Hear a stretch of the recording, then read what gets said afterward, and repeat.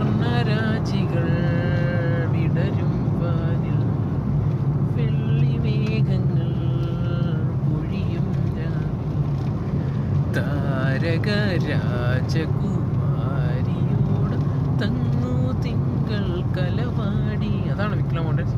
ഇത് നോക്കിപ്പോണേ. എടാ ഇത് മാപ്പ്. അല്ല നീ ആരെ നോക്കിയായി പോകുന്നത്? Hi guys. Should I stop on this side? എന്തിനാ? ആവശ്യമില്ല. Because there was a spot there. Oh, nice.